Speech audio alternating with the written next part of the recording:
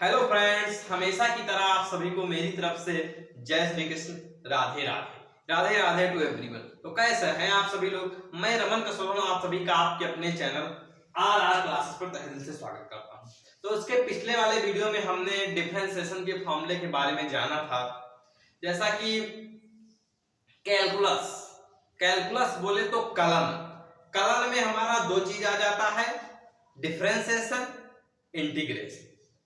Calculus में दो चीज आता है, डिफरेंशिएशन, इंटीग्रेशन। डिफरेंशिएशन बोले तो अवकलन, इंटीग्रेशन बोले तो समाकलन। तो ये दोनों चीजें हमारी कैलकुलस के अंतर्गत आती हैं। तो इसके पिछले वाले वीडियो में हमने डिफरेंशिएशन के सभी फार्मूले के बारे में डिस्कस किया था।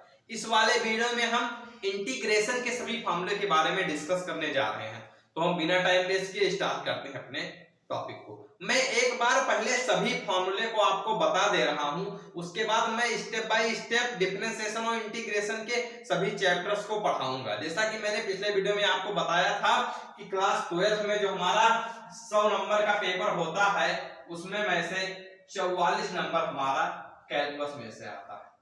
कितना नंबर आता है? 44 नंबर।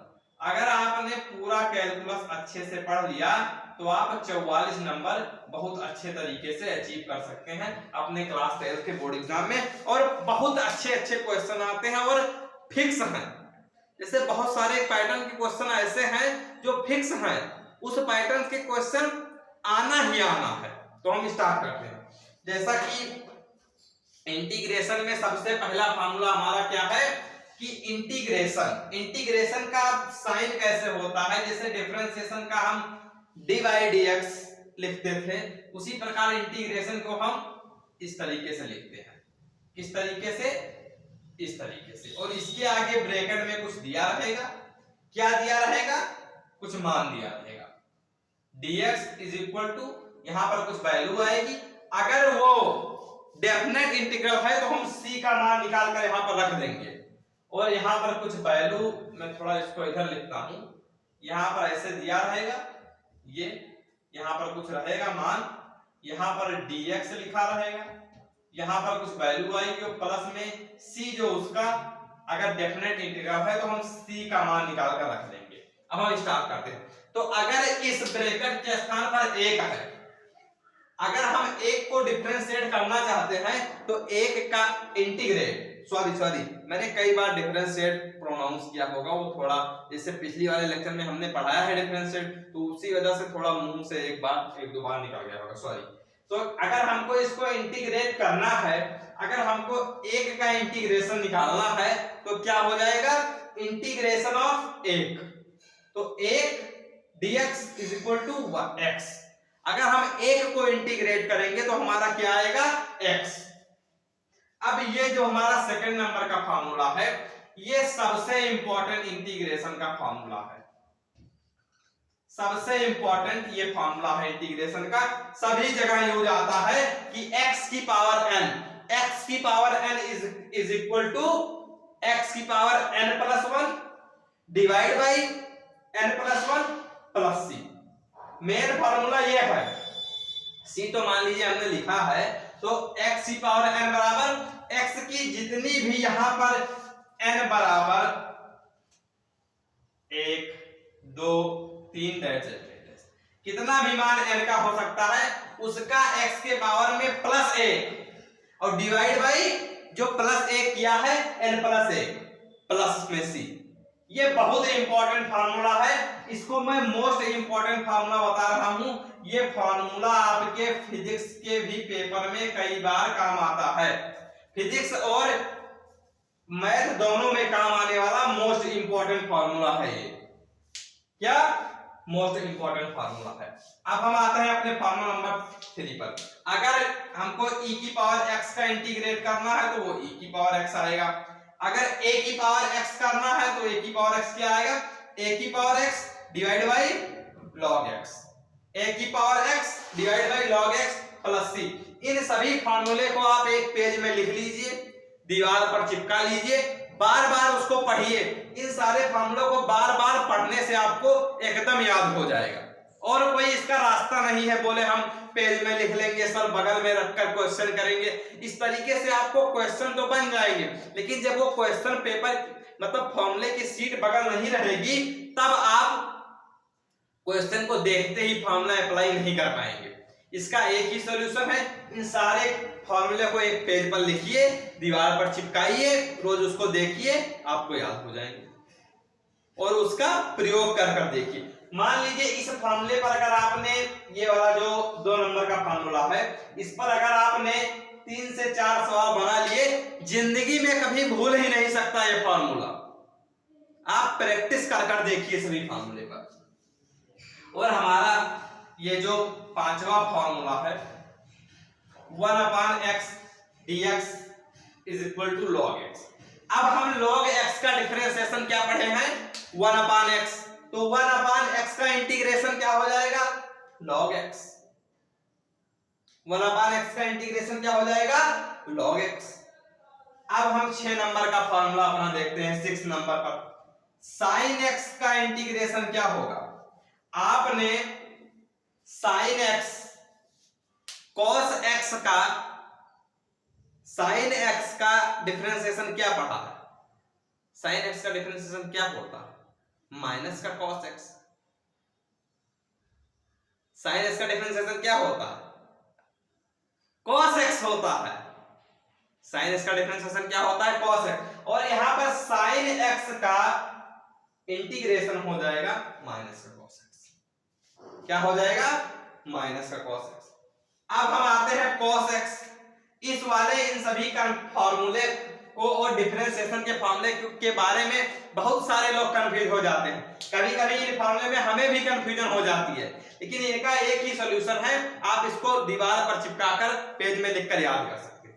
अब cos x का इंटीग्रेशन अगर करेंगे तो sin x आएगा, cos x का इंटीग्रेशन अगर हम करेंगे तो sin x आएगा, sec x का इंटीग्रेशन करेंगे तो tan x आएगा। अब मैं थोड़ा एक बार कैमरे को नीचे कर रहा हूं ताकि आपको फॉर्मूला अच्छे से सारा दिख जाए।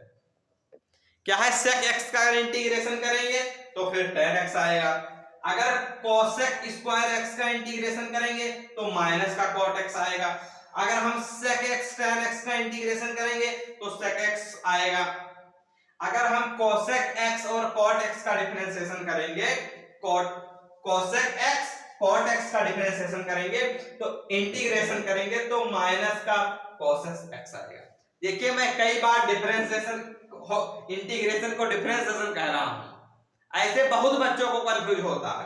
तो cosec x और cot x का इंटीग्रेशन माइनस का cosec x आएगा।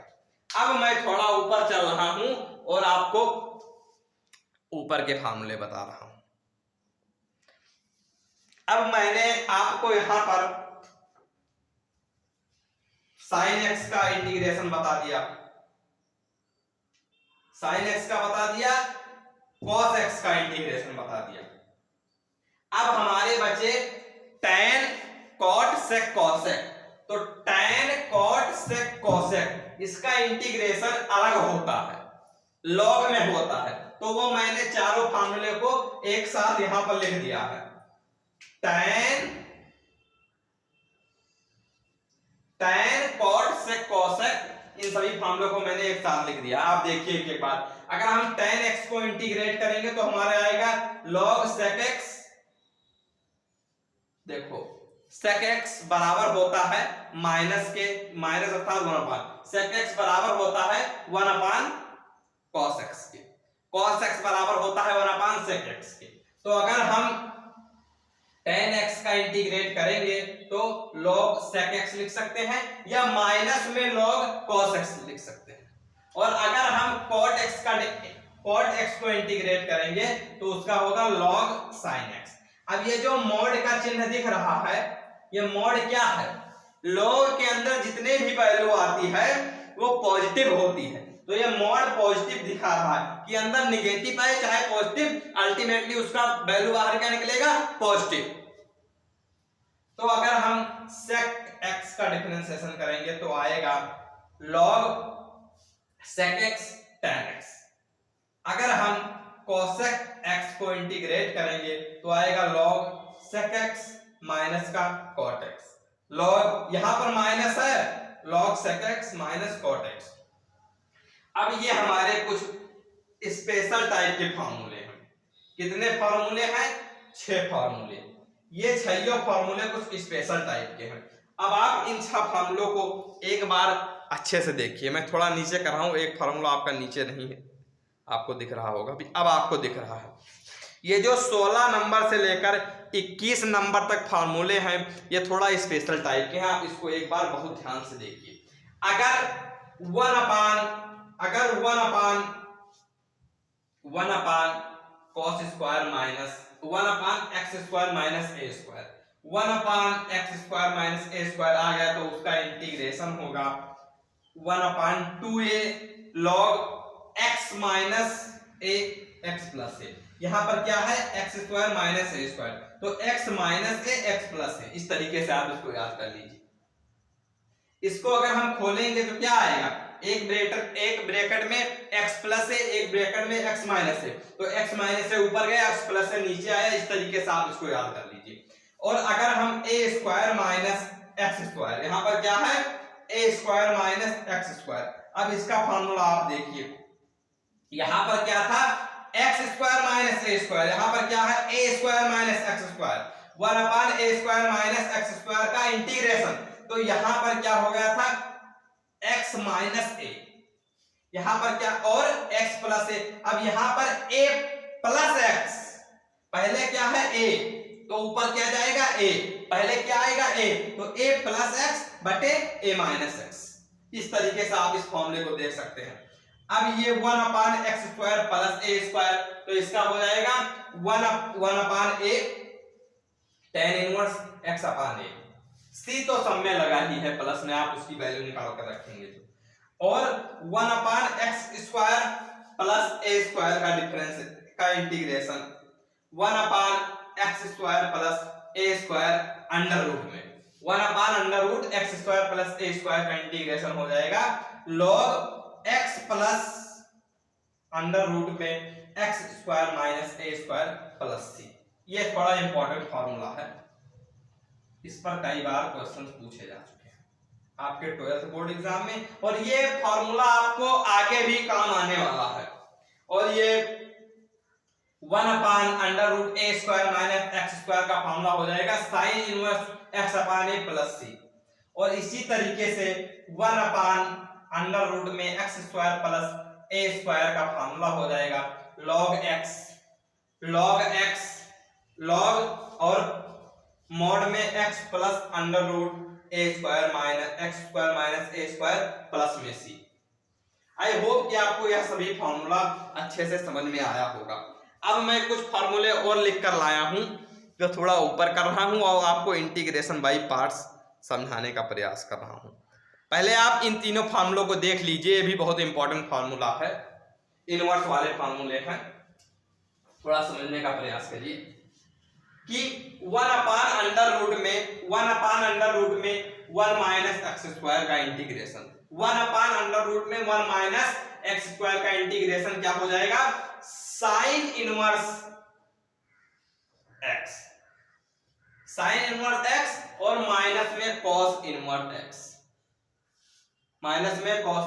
एक्स। अब 1 upon X plus 1 plus X square, 1 upon 1 plus X square का फॉर्मूला हो जाएगा tan x या माइनस का cot x। अब 1 अपान अंडर रूट में 1 अपान एक्स अंडर रूट में एक्स स्क्वायर माइनस 1 का फॉर्मूला हो जाएगा, इंटीग्रेशन करेंगे इसका अगर हम तो sec इनवर्स x या माइनस में cosec इनवर्स x। आई होप कि आपको यह सभी फॉर्मूले अच्छे से समझ में आए होंगे।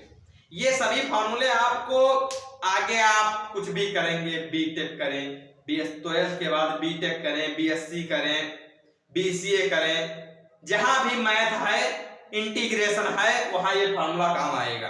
अब ये थोड़ा इंटीग्रेशन बाय पार्ट्स वाला समझने का आप प्रयास कीजिए, ये भी बहुत इंपॉर्टेंट फॉर्मूला है। आप देखिए जरा, इंटीग्रेशन बाय पार्ट्स।